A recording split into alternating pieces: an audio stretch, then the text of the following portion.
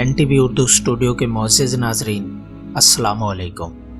یقیناً آپ نے میمت کا نام ضرور سنا ہوگا، جسے عرف عام میں انسانیت کے سب سے بڑے ہاتھی کی نسل سے تعلق رکھنے والا جانور کہا جاتا ہے۔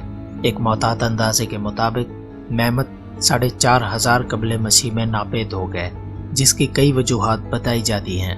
میمت ایک بار پھر عالمی خبروں کی زینت بن رہے ہیں، کیونکہ سائنسدانوں نے اب دوبارہ میمت کو زندہ کرنے کا منصوبہ تیار کر لیا ہے، اور دراصل یہی آج کی ہماری ویڈیو کا موضوع ہوگا کہ میمت کون تھے، کیسے ناپید ہوئے اور انہیں کیسے زندہ کیا جائے گا۔ یہ تمام جاننے سے قبل حسب روایت اس چینل پر نئے آنے والے دوستوں سے گزارش کہ چینل کو سبسکرائب کرتے ہوئے ساتھ موجود گھنٹی کے بٹن کو بھی دبا دیں، تاکہ اس طرح کے نئی آنے والی ویڈیوز کی بیل نوٹیفیکیشن آپ کو بر وقت مل سکے۔ اس ویڈیو پسند آنے کی صورت میں اسے لائک ضرور کریں۔ میمت ایک قبل از تاریخ ناپید ہونے والے ہاتھی کو کہا جاتا ہے۔ ان ہاتھیوں کے دانت خاصے طویل اور خمدار ہوا کرتے تھے۔ ان کی زندگی کا زمانہ 48 لاکھ قبل مسیح سے لے کر 4500 قبل مسیح تک بتایا جاتا ہے۔ ایک محتاط اندازے کے مطابق میمت کی 3 بڑی اقسام تھیں، جن میں بالدار میمت وہ نسل تھی جو سب سے آخر میں ناپید ہوئی۔ ماہرین کے مطابق میمت شمالی امریکہ، یوریشیا، یورپ اور جنوبی سائبیریا میں آباد تھے۔ یہ دیو قامت جانور کیسے اپنی نسل بچانے میں ناکام ہوا، اس بارے میں کئی نظریات پیش کیے جاتے ہیں۔ ان میں سے سب سے مشہور نظریے کے مطابق آج سے تقریباً 12000 سال قبل زمین کے موسم میں تبدیلی آنا شروع ہوئی۔ ان موسمی تبدیلیوں نے پہلی بار موسم گرما اور موسم نم یعنی بارشی موسم کو جنم دیا۔ اس عمل کے نتیجے میں دریاؤں کی سطح میں تیزی سے اضافہ ہوا، جس نے جنگلات اور چراگاہوں کو نقصان پہنچایا۔ ماہرین کے مطابق ان موسمی تغیرات نے نہ صرف میمت کو ختم کر دیا، بلکہ جنگلی بیل بھی غائب ہو گئے۔ البتہ یہ متنازع تصور ہوتی ہے۔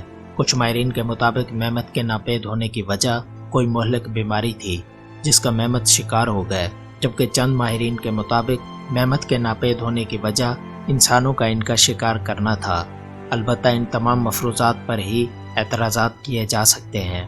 اگر بات کریں میمت کی جسامت کی، تو اب تک کے سب سے دیو قامت میمت کو شاہی میمت کے نام سے جانا جاتا ہے، جو کیلیفورنیا سے دریافت ہوا، جس کا قد 16 فٹ تک بلند تھا، اور ایک اندازے کے مطابق اس کا وزن 6 سے 8 ٹن تھا۔ میمت ہاتھیوں کی طرح بچے جنا کرتے تھے، جن کے حمل کا دورانیہ 22 ماہ پر مشتمل تھا، جو ایک ہی وقت میں ایک بچے کو جنا کرتے تھے۔ اب تک میمت کے کئی دفن شدہ ڈھانچے زمین سے دریافت ہو چکے ہیں، لیکن مئی سن 2007 میں روس کے ایک نواحی علاقے میں نابالغ مادہ بالدار میمت کی لاش برف کی منجمد تہہ سے نکالی گئی، جو ایک اندازے کے مطابق تقریباً 37,000 سالہ پرانی لاش ہے۔ برف میں دب جانے کی وجہ سے یہ اب تک صحیح حالت میں برآمد ہونے والی لاش ہے۔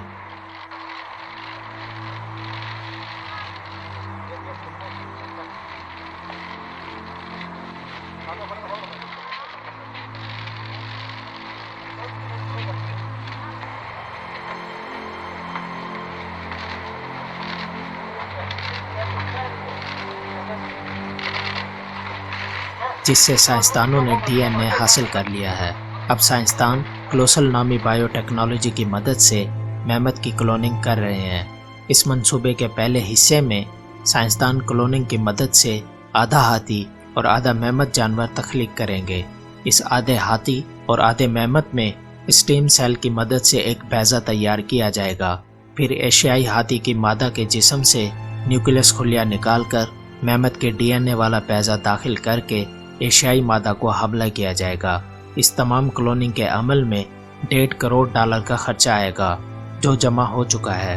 بعض ناقدین اس پر اعتراض کر رہے ہیں کہ میمت کا دوران حمل کا عرصہ ہاتھیوں سے زیادہ تھا، لہٰذا ایشیائی ہاتھیوں سے میمت حاصل کرنا مشکل ہے۔ البتہ نیم میمت حاصل کرنے کے امکانات روشن ہیں۔ Also, for more than a decade, he's talked about resurrecting the woolly mammoth. And now, he's one step closer, thanks to an elephant that's threatened with extinction and big tech. We're really resurrecting genes, not species. We're putting them into a species that needs help and can help us. امید ہے آج کی video بھی پسند آئی ہوگی۔ اسے like کرتے ہوئے فیس بک اور واٹس ایپ پر شیئر کرنے میں ہمارا ساتھ دیں۔ ہماری اگلی ویڈیو آنے تک اللہ حافظ و ناصر۔